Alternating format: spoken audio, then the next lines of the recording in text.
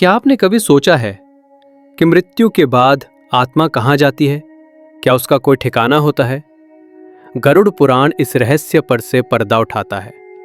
शास्त्र कहते हैं जब इंसान की मृत्यु होती है उसकी आत्मा तुरंत शरीर छोड़ देती है, लेकिन वो कुछ दिनों तक अपने प्रियजनों के पास ही भटकती रहती है। पहले 13 दिन आत्मा अपने घर के आसपास रहती है।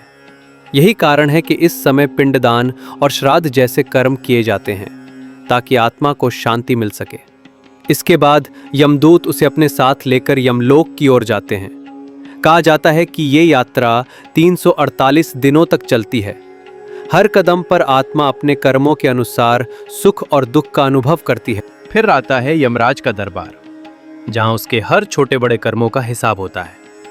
अच्छे कर्म वाले आत्मा को स्वर्ग लोक मिलता है और बुरे कर्म वाले आत्मा को नरक की यातनाएं सहनी पड़ती है। लेकिन ये ठिकाना स्थायी नहीं है।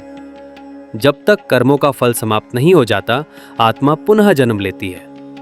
और यदि कोई आत्मा पूरी तरह ईश्वर में लीन हो जाए तो उसे जन्म और मृत्यु के चक्र से मुक्ति मिलती है। यही है मोक्ष, आत्मा का अंतिम और शाश्वत ठिकाना। गरुड़ पुराण हमें यही सिखाता है कि मृत्यु अंत नहीं है, बल्कि आत्मा की एक नई यात्रा की शुरुआत है। तो सवाल ये है, क्या हम अपने कर्मों से आत्मा को सही ठिकाना दिला पाएंगे?